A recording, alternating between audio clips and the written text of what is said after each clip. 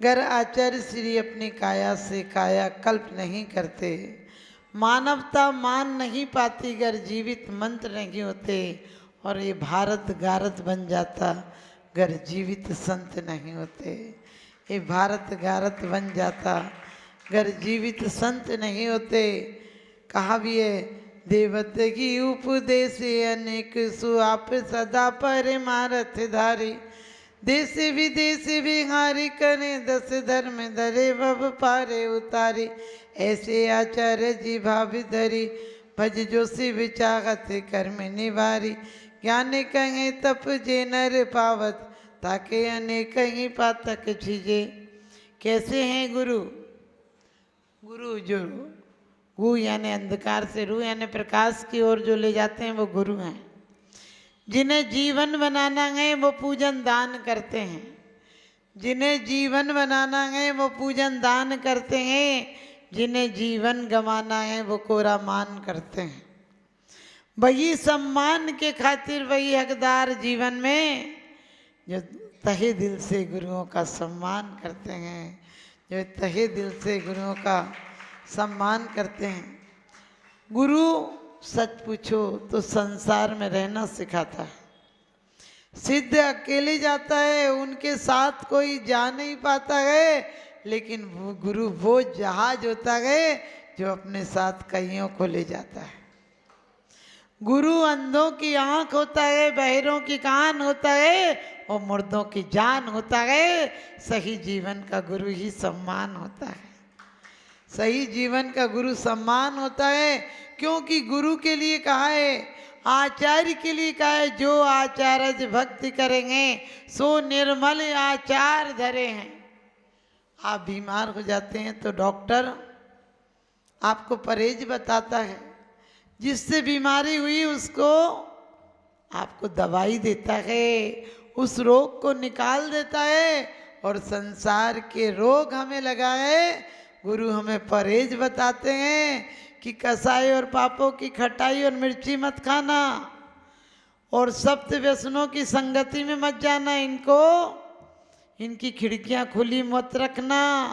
तो फिर क्या कहते हैं कि 5 व्रतों की दवाई खाना और सम्यक के नीर से अंदर ले जाना, और सच पूछो 4 आराधनाओं का आचरण करना, 4 आराधन ही पत्र रूप में लेना।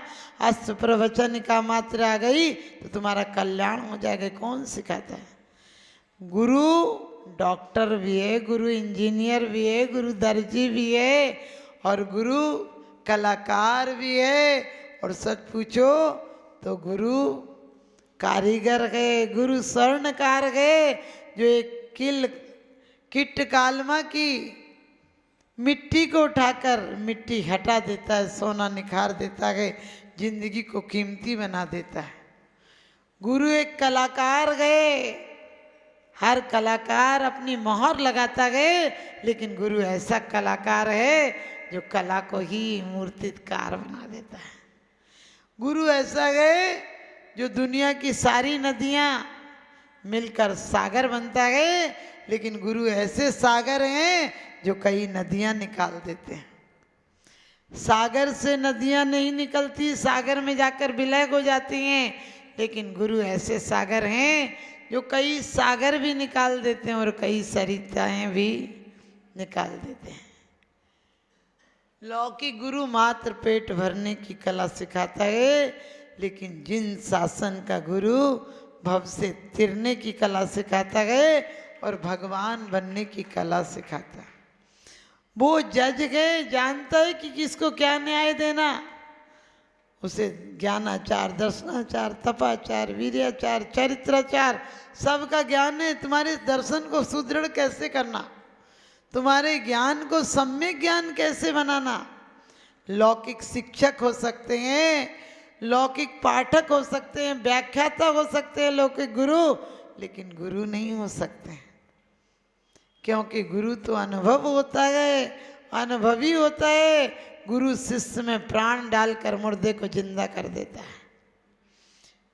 लौकिक गुरु, जिसे आप लौकिक गुरु कहते हो, वो शिक्षक हो सकता है, वो कुछ लेता है, लेन देन का व्यापार है, तुम्हें कुछ शब्दों की शिक्षा देता है, कुछ कीमिया बता देता है, कुछ फार्मूला बता देता है, उसके पहले पैसा ले लेता है, उसके बदले में पैसा ले लेता है। लेकिन गुरु तुमसे लेता नहीं, तुम जैसे हो उसको बदल देता है, तुम्हें गुरु बना देता है। गुरु यह भव समुद्र अपार तारण के निमित्त सुविध ठई, अति दृढ़ परम पावन यथार भक्ति वर्णों का सही। समंद्रभद्र स्वामी ने कहा है, गुरु बाल वैद्य उपचार निस्वार्थ बाल वैद्य हो, यानी निर्विकारी वैद्य हो, आपको कुछ चाहिए नहीं, हमारे रोगों को निकाल देते हो। गुरु वो गए जहाँ पर जाकर हमारा अहंकार विलय हो जाता है। गुरु वो है जो जीवन में उपचार कर देता है, एक अनगणित पत्थर को मूर्ति बना देता है, वो मूर्ति नहीं पूज्य बना देता है।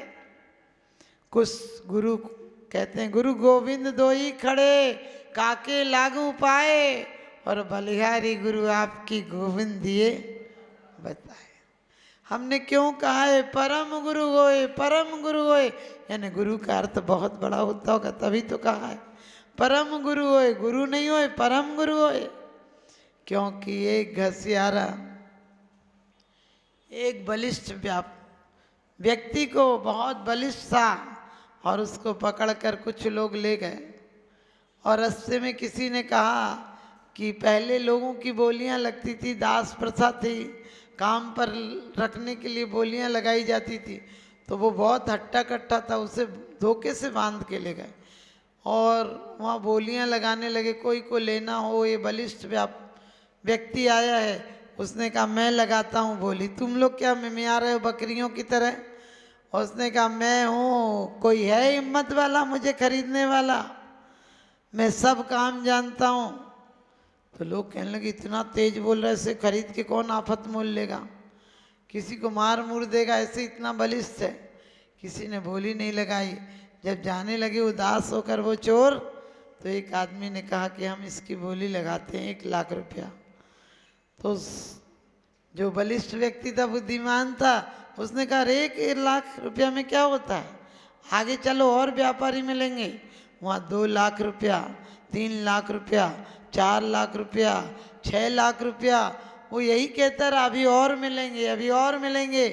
आगे एक जगह जाकर एक घसियारा मिला, घास खोदने वाला। उसने कहा बेचोगे क्या? कहने लगे खरीदना है क्या? बोले हाँ खरीदना है। बोले कि कितने में? तो उसने कहा 1 घास का गट्ठर दे देंगे, उसमें दे दो। तो लोग कहने लगे, जो बदमाश ले गए थे, अरे इसके 6 लाख तक लग गए, हम घास के उसमें देंगे। तो उसने कहा, जो व्यक्ति था बिकने जा रहा था, उसने कहा अरे ये ले लो, ये भी नहीं मिलेगा, एक घास में मिल रहा है तो तुम घास में ले लो, तुम चोरी मिलाए तुम्हें और क्या मिलेगा, घास मिल रहा वो भी ले लो, नहीं तो प्राण निकल गए तो ये भी मिलने वाला नहीं है। आप लोग क्या सोचते हो, आपकी कीमत क्या है? इस आदमी का जिस्म क्या है जिस पे सैदा है जहाँ, आदमी का जिस्म क्या है जिस पे सैदा है जहाँ, एक मिट्टी की इमारत, एक मामूली मकान, खून इसमें गारा है और ईंट इसमें हड्डियाँ, चंद सांसों पर टिकाई एक हमामी नूर जहाँ, मौत की झकझोर आंधी जिस दिन भी टकराएगी, दम की दम से यही इमारत टूट कर गिर जाएगी, दम की दम से यही इमारत टूट कर गिर जाएगी। वास्तव में क्या है, विचार करके देखना, जानवर मरता है तो जूते भी बन जाते हैं, जानवर की गंदगी से घर की शुद्धि हो जाती है, और आदमी जहाँ पहुँच जाए गंदगी गंदगी हो जाती है। आप देखो जिस शहर में, जिस जंगलों में आदमी नहीं रहते, पत्ते गिरते हैं, बरसात में गल जाते हैं, बिल्कुल स्वच्छ साफ हो जाते हैं। प्रकृति अपने आप व्यवस्था बना लेती है, लेकिन आदमी को भगवान भी नहीं सुधार सकता है। जब से लौकिक कथा है, हमारा जैन शासन नहीं मानता है कि जब से आदमी बनाया उसके बाद उसने कुछ नहीं बनाया, क्योंकि आदमी ऐसा है जिसको सब कुछ मिलता है फिर भी सब कुछ की शिकायत करता है, वो शिकायत ही करता रहता है। सो आदमी इतना इतराता है कि पूछो मत।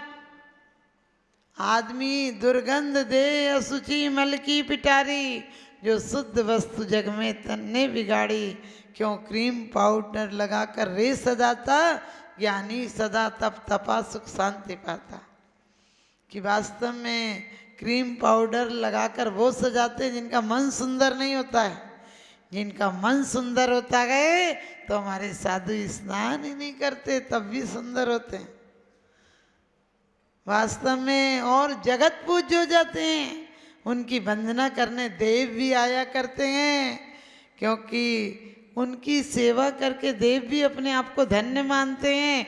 तो लोग पूज्य हैं, परमेश्वरी कहे जाते हैं, परम इष्ट पद को दिलाते हैं, परम इष्ट पद को पाते हैं। और दुनिया में 4 ही मंगल हैं, 4 ही उत्तम है और 4 ही शरण में जाना हम जैनियों का सौभाग्य है। हम ये नहीं कहते कि अरे क्या लोग कहते हैं बुद्धम शरणम गच्छामि, हम ये नहीं कहते अरिहंत शरणम गच्छामि, साहू शरणम गच्छामि, हम तो कहते साहू शरणम पवज्जामि। जो गच्छामी जो जा रहे हैं वो क्या पता पहुँचेंगे नहीं पहुँचेंगे, रुक जाएंगे, मर जाएंगे, जिंदा रहेंगे, लेकिन हम तो कहते पहुँच गए, अब लौटना कैसा। यदि लौटेगा तो हमारा तन लौटेगा, मन नहीं लौटेगा। इसीलिए कहा है स्वभाव तो असुचो का ये रत्नत्रय पवित्र थे, वो रत्नत्रय धारी हैं। और दुनिया का कोई पारस ऐसा नहीं कि पारस को पारस बना दे। लोहे को स्वर्ण बनाता है लेकिन पारस नहीं बनाता है। एक गुरु ऐसा है जो पत्थर को भगवान बना देता है, इंसान को भगवान बना देता है, भव से पार लगा देता है। लोग कहते हैं साधु बनना कठिन है, साधु भोगता नहीं है। हमने कहा साधु ही भोगता है, तुम तो भोगने की कला भी नहीं जानते हो। यह भोग भरे भव रोग बढ़ावे, बेरी हैं जग जी के, बेरस होए विपाक समयति सेवत लागे नीके, वज्र अगन विश्व विषधर से जी के दुखदाई, धर्म रतन के चोर चपल यति दुर्गत पंथ सहाय। सच पूछो आप लोग कहती बिचारी माता जी, हमने कही हम कोई बिचारे नहीं। हमारा मन करे जितने दिन तुम्हारे यहाँ रहे, नहीं मन करे चले जाएं। तुम्हें बताओ उसी कबूतर खाने में जिंदगी भर रहना पड़ेगा। हमारा मन करे तो दरवाज़ा खोलें, नहीं मन करे नहीं खोलें। तुम्हें तो रोज़ दुकान खोलना पड़ेगी, रोज़ उसी घर में माथा फोड़ी करने के बाद भी रहना पड़ेगा भाई। लेकिन जो आचार्य के पास आ जाता है उसका आचरण सुधर जाता है, क्योंकि आचार्य के पास आकर चित्त सुधर जाता है। चित्त सुधर जाए तो चित्त सुधर जाता है, चित्त सुधर जाए तो चित्र सुधर जाता है, और चित्त सुधर जाए तो चारित्र सुधर जाता है, और चारित्र सुधर जाए तो भव से पार उतर जाता है। इसी दुनिया में कोई ताकत नहीं कि माँ बाप को चरणों में झुका दे, लेकिन ये जैन शासन ऐसा है द्विज बना देता है, दूसरा जन्म कर देता है। संन्यास लेना वस्त्र बदलना नहीं है, संन्यास लेना पीछी लेना नहीं है, संन्यास लेना एक टाइम भोजन नहीं है, संन्यास लेना चित्त वृत्ति को बदल देना। क्योंकि हम गुमराह को मंजिल का पता देते हैं, हम रोतों को हंसा देते हैं, और हमारी शिद्दत कुछ ऐसी है कि हम तो दुश्मन को भी मेहमान बना लेते हैं, हम तो दुश्मन को भी मेहमान बना लेते हैं। वास्तव में गुरु जानते हैं, गुरु जज की तरह होते हैं कि जज जानता है किसको क्या दंड देना। अपराध तीनों से मौत हुई है, डॉक्टर से, ड्राइवर से और डाकू से। डाकू से नहीं मरे तो भी अपराध की सजा है, डॉक्टर से मर जाए भूल से तो भी कोई सजा नहीं उसके, यदि गलत इंजेक्शन आदि नहीं लगाए तो। लेकिन ड्राइवर से असावधानी है तो थोड़ी सजा है। आप सोचना यही गुरु करते हैं, पंचाचार का पालन करते, कैसे उसे ज्ञान दिलाना, कैसे उसका सम्यक दर्शन दृढ़ करना, और इतना ही नहीं कैसे उसे वीर्याचार देखना। एक को बोलते तुम आहार करके आओ, दूसरे को बोलते हैं तुम उपवास करो। आप भी तो घर में ऐसा ही करते हो। कोई बच्चा बहुत ज़्यादा खाता है तो बोलते अब नहीं मिलेगा, ख़त्म हो गया, झूठ बोलना पड़ता है। दूसरा बच्चा खाता नहीं तो बोलते हैं कि बेटा खा लो, तुम्हारे लिए रखा हुआ है। आपने देखा जो बच्चा दिन भर पढ़ता है उसको क्या कहती है माँ, अब थोड़ी देर बेटा रुक भी जाओ, बाहर हो आओ, दिन भर क्यों पढ़ते हो। जो बच्चा नहीं पढ़ता उसे डंडा लेके बोलती बैठ पढ़ने, कैसे नहीं पढ़ेगा। ये आचार्य माँ बाप से बढ़कर होते हैं, ध्यान रखना। क्योंकि कहते हैं वास्तव में जिन ऋषियों की पद रज को पाए भारत देश महान हुआ, जिन पर है गर्वित वर्तमान, जिनसे सबका कल्याण हुआ, जिनने बन कर के बीत राग धरती पर स्वर्ग उतार दिया, जितने न मिले नवमे तारे उनने उतनों को उतार दिया, जितने न मिले नवमे तारे उनने उतनों को उतार दिया। क्योंकि गुरु का आशीष हो तो जंगल में भी क्या होता है, राज सिंहासन मिल जाता है। यूं तो गुरु के लिए कहते हैं यूं तो गुरुवर तेरे सर पर कोई ताज नहीं, यूं तो गुरुवर तेरे सर पर कोई ताज नहीं, लेकिन ऐसा कौन सा दिल है जिस पर तेरा राज नहीं, ऐसा कौन सा दिल है जिस पर तेरा राज नहीं। वास्तव में गुरु को हम दिल से देखना जाने, हम बाहर की मुद्रा देखते हैं उनकी चित्त वृत्ति देखें, क्या सहजता है। लोग कहते पंचम काल में चमत्कार नहीं होता, हमने कहा दिगंबर गुरुओं से बड़ा क्या चमत्कार होगा, जो यहाँ रात को 12 बजे तक लोग खा रहे हैं और रात दिन चिंताओं में जाग रहे हैं, वो हमारे परम वीतरागी गुरु चिंतन में जाग रहे हैं। हो अर्ध निशा का सन्नाटा वन में बनचारी चरते हो, तब शांत निराकुल मानस तुम तत्वों का चिंतन करते हो। क्या गुरु जिस रात में कामी काम के लिए जागता है, चोर चोरी के लिए जागता है, उसी रात में कर्म रूपी चोरों से सावधानी रखकर क्या गुरु आत्मचिंतन के लिए जागता है। धन्य से गुरु जिन्होंने कि आज पंचम काल को सुरक्षित रखा है।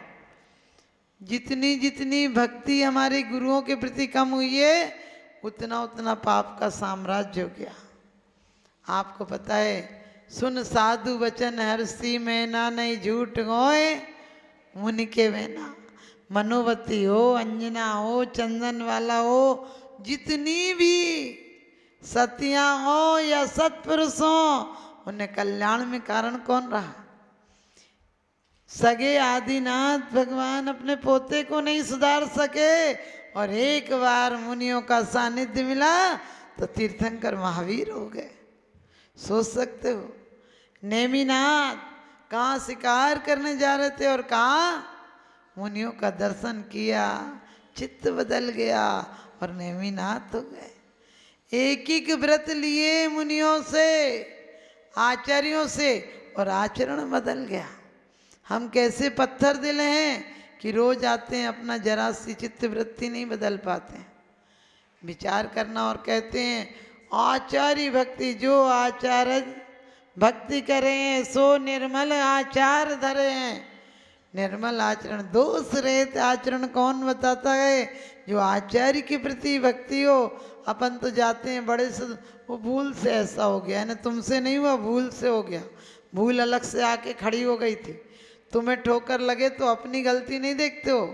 बोले हम तो जा रहे थे, वो एक पत्थर आ गया था, हमने कहा हाँ वो चल के आ गया था, वो पत्थर चल के आ गया था, अरे तुम देख के नहीं चल रहे थे, ये नहीं बोलते हो। किसी से झगड़ा होता है, बोले हम तो करना ही नहीं चाह रहे थे, उसने ऐसी बात कह दी कि कहना तो पड़ता ही, यानी तुम बड़े ईमानदार हो, वो बेचारा बेवकूफ़ है जो तुम्हें आ गया पत्थर मारने। अरे उसने कहा ये उसका वो मैटर था, हम इतने कमज़ोर कैसे हो गए कि वो हमें विचलित कर देगा। हम कहते हैं जिन्होंने हमें रुलाया है हम उन्हें रुलाएंगे, जिन्होंने हमें घुमाया है हम उन्हें भगाएंगे। हम कोई कायर के नहीं, हम भी महावीर के बेटे हैं, हम वो करके दिखाएंगे जो उन्होंने करके दिखाया है। आचार्य, वास्तव में आचार्य कैसे होते हैं? कह दिया सूर्य से भी ज़्यादा प्रतापी होते हैं, पर्वत से ज़्यादा ऊंचाई होती है, मेरू पर्वत से भी ज़्यादा ऊंचे होते हैं, सागर से भी ज़्यादा गंभीर होते हैं और पृथ्वी से ज़्यादा क्षमाशील होते हैं। कह दिया उनकी क्षमा पत्नी होती है और धैर्य पिता होता है और सच पूछो व्रतशील आदि उनका परिवार होता है। धन्य से गुरुवर को चरणों में बार बार नमन करते हैं। हम किसी आचार्यों को हमें दोष देखने की कोई भी आज ही की विचार हमको करना है, हमें किसी की आलोचना समालोचना में जाने अनजाने हमें कुछ नहीं कहना है, किसी के बारे में नहीं कहना है कि भूल से किया हुआ दोषारोपण श्रीपाल को कितना महंगा पड़ गया, सीता को कितना महंगा पड़ गया। सीता यदि जनक की बेटी, दशरथ की पुत्र वधु, राम की पत्नी, लक्ष्मण की भाभी थी और लव कुश की माँ थी, तो वो तपस्या और प्रायश्चित का परिणाम था। लेकिन लोकापवाद हुआ, एक बार नहीं 3 बार जंगल जाना पड़ा, वो मुनि निंदा का परिणाम था। घर घर जाके प्रायश्चित किया, उसका परिणाम था राजघराने की पुत्र वधु बनी। तो ध्यान रखना, हम लोग तो इतना प्रायश्चित कर ही नहीं पा रहे, हम अपने पापों का प्रक्षालन कहाँ करेंगे। किसी ने बड़ी सुंदर बात कही है कि धन वैभव के जिन्हें भाई नालक हैं, चारित्र के जो सच्चे हिमालय हैं, मंदिर की मूर्तियां तो मौन रहती हैं, गुरुदेव तो चलते फिरते जिनालक हैं। धन्य ऐसे आचार्यों को जो हमें कीचड़ से निकालकर कोहनूर बना देते हैं, कंकड़ से जीवन को शंकर बना देते हैं, तिर्यंच को तीर्थंकर बना देते हैं, इंसान को शैतान को भगवान बना देते हैं, नारकी को नारायण बना देते हैं। एक बार नारद ने कहा, ब्रह्मा जी से पूछा कि हमें कोई आदेश दो। ब्रह्मा जी ने कहा तुम एक नारकी को उपदेश देकर आओ। वो नरक में गए तो नारकी उन्हें देखते ही नारद जी को मर गया। बोले कोई बात नहीं, वो मर गया। थोड़े दिन बाद बोले कि जाओ एक बछड़े को उपदेश देकर आओ। वो बछड़ा मर गया। फिर बोले पक्षी को उपदेश देकर आओ, पक्षी मर गया। अंत में बोले हम कहीं नहीं जाएंगे, जहाँ जाते वहीं मर जाते लोग, आप उपदेश की बात करते हैं, वो हमें देखते ही मर जाते हैं। तो ब्रह्मा जी बोले आज जाओ, एक राजा के यहाँ बेटा हुआ, उसको दर्शन दे के आओ। बोले भैया 2-3 जगह से तो बच गए, पशु से बच गए, पक्षी से बच गए, नरक से बच गए, अब राजा के यहाँ गए तो बुरा हाल हो जाएगा, वहाँ तो लोग हमें ही मार देंगे। तो बोले जाओ, तो हम खड़े हैं, तुम्हारे साथ खड़े हैं, तुम चिंता मत करो, एक बार चले जाओ। वो वहाँ गए तो तुरंत का जन्मा हुआ बच्चा उठ के खड़ा हो गया और नारद जी के पैर में झुक गया। उनने कहा अरे, सब लोग तालियां बजाने लगे, ये क्या हुआ?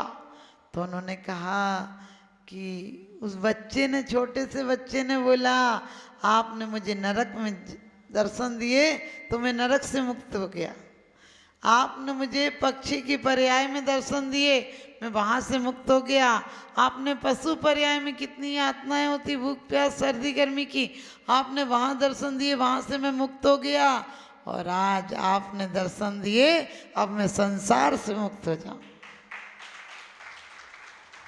ये उन लोगों की बात एक कपोल कल्पना हो सकती है, लेकिन दिगंबर मुद्रा तो साक्षात पृथ्वी पर तीर्थंकरों की मुद्रा है।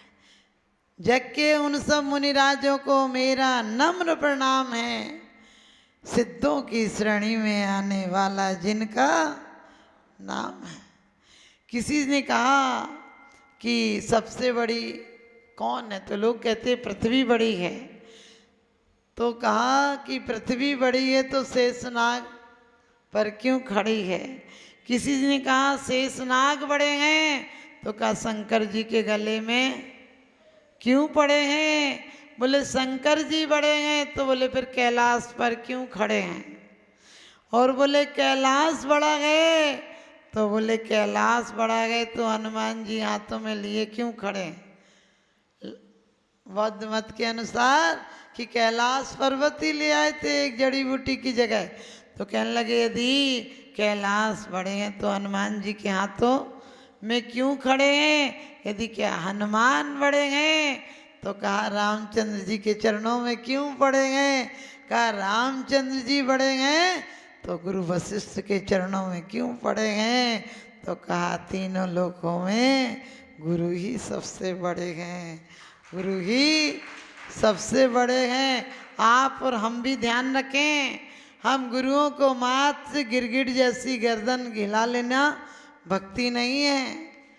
हमारा ध्यान उन्हीं में रित रहे, उन्हीं जैसी चर्या में ये चित्त सदा अनुरक्त रहे और सदा उनकी सेवा का भाव रहे। आप दिन भर मेरे पास मत आओ, क्योंकि हम भी परेशान हो जाते हैं, लेकिन कम से कम जब जिस समय बुलाएं, जब तलक है जिंदगी फुर्सत ना होगी काम से, जब तलक है जिंदगी फुर्सत ना होगी काम से, समय कुछ ऐसा निकालो प्रेम हो गुरु नाम से, समय कुछ ऐसा निकालो प्रेम हो गुरु नाम से।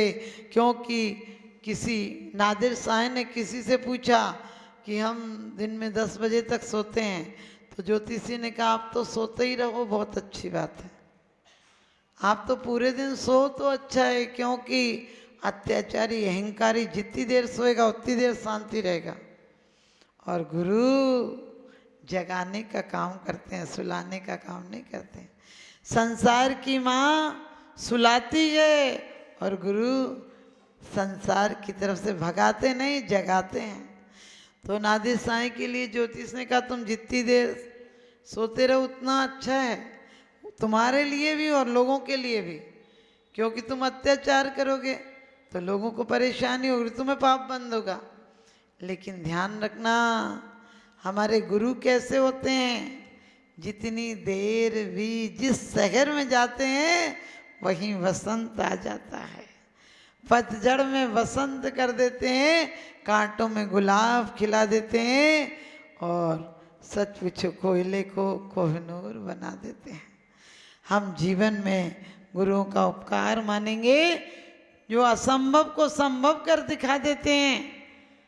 हम खुशी है इस बात की कि मुझे 2.5 साल की उम्र में पीछी मिल गई थी। हम बच्चे थे, हमको पता नहीं है, लेकिन हमने सुना है कि मुझे 2.5 साल की उम्र में परम पूज्य आर्यका गणनी सुपार स्मृति माता जी ने पीछी दे दी थी। और इसीलिए कहते हैं कि पुण्य का उदय हो, उन्होंने कहा था मुझे दे दो इस बच्ची को, लेकिन जिस लेडीज के पास हम रहते थे उन्होंने कहा हम कैसे दे दें, ये अपनी माँ के 22 साल बाद पहली संतान है, 2 भाई मर गए थे पहले, 18 साल हुए नहीं। उन्होंने कहा कैसे दे दें, और जिनने गोद लिया था वो बाल विधवा थी, उनका गौना भी नहीं हुआ था। उनने कहा कि ये मेरी जान इसमें बस्ती में कैसे दे दूं?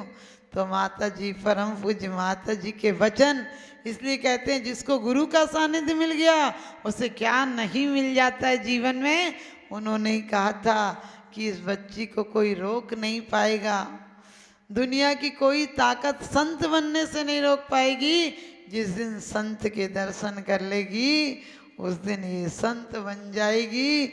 मोह का परिणाम देखो, 2.5-3 साल के बाद हमें दर्शन नहीं करने दिए, लेकिन धन्य गुरुदेव गुण सागर जी, जिन्हें आप ज्ञान सागर जी के नाम से जानते हैं, 18 साल की उम्र तक हमने दर्शन नहीं किए गुरुओं के, लेकिन परम पूज्य गुरुदेव हमारे लिए वास्तव में साक्षात तीर्थंकर की तरह आए थे। वो क्षुल्लक थे। उसी साल हजारीबाग से मेरा आना हुआ और उनके दर्शन का सौभाग्य जाने नहीं दिया जाता था। एक दिन धोखे से गई थी, एक दिन गई, क्योंकि माता जी ने एक कह दिया था जिस दिन भी जैन संत के दर्शन कर लेगी उस दिन दुनिया की ताकत नहीं रोक पाएगी। और वास्तव में धन्य उन गुरुदेव के चरणों में कोटि कोटि प्रणाम करती हूँ कि एक दिन ही गई थी और वो भी दर्शन करने नहीं गई थी, किसी डिबेट में भाग लेने गई थी। और सब लोग कह रहे थे दहेज नहीं लेना चाहिए, प्रतिद्वंदी कोई नहीं था, मैंने कही मैं बोलूँगी दहेज लेना चाहिए। और आप देखिए गुरु कैसे पार की होते हैं। बहुत इनाम मिलता था, बहुत, कम से कम 15-20 इनाम एक एक व्यक्ति को, लेकिन उसमें एक किताब, क्योंकि माता महाराज जी को मेरे बारे में पता था कि मंदिर नहीं जाती, पूरा घर धर्मात्मा है, यही एक अधर्मात्मा है, पापी है, इसकी जन्म देने वाली माँ को तो दुख होता था ना कि एक यही जीव ऐसा है जो ना जाने किस गति में जाएगा। तो माता महाराज जी को पता था, महाराज जी ने एक किताब उठा के कहा इसको पढ़ लेना। हमने 8 दिन नहीं पढ़ी, लेकिन गुरु का आशीष हो सिर पर तो क्या नहीं हो जाता है। एक दिन मुझे रात को 2 बजे तक नींद नहीं आई, मैंने कहा नींद नहीं आ रही तो वो किताब देख लेती हूँ क्या है, और वो किताब पढ़ी और चित्त बदल गया। इसलिए ध्यान रखना, चित्र और चारित्र अच्छे लोगों के पढ़ना, चित्र भी अच्छे लोगों के देखना और चारित्र भी अच्छे लोगों के पढ़ना। ध्यान रखना। मैं गुरुदेव को कोटि कोटि नमन करती हूँ कि उनका आशीष मिला, यहाँ तक लाए। गुरुदेव आज हमारे बीच नहीं है, जो आज हमारे बीच नहीं, पर समय जिन्हें दोहराता है, जिनको पाकर के स्वर्ग आज फूला नहीं समाता है। हर लिया काल ने काया को, पर ज्योति आज भी जिंदा है, जो स्वर्गों से झांक रही करती हमको शर्मिंदा है। आज गुरु हमें यहाँ तक लाए हैं। गुरुदेव के चरणों में कोटि कोटि प्रणाम है कि यहाँ तक लाए।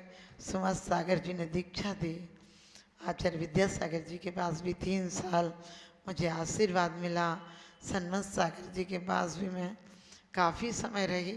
सब गुरुओं से एक ही वंदना है कि गुरुदेव यहाँ तक लाए हो, आप सिद्ध शिला तक ले चलना, ताकि भव से पार तरने का मौका मिले। हम ऐसे संत जिन्हें नमते उनका क्रंदन खो जाता है, जिनके चरणों में जाकर के उनका चंदन हो जाता है, उनका चंदन हो जाता है। ऐसे परम पूज्य सभी जग के सभी आचार्यों के चरणों में कोटि कोटि प्रणाम।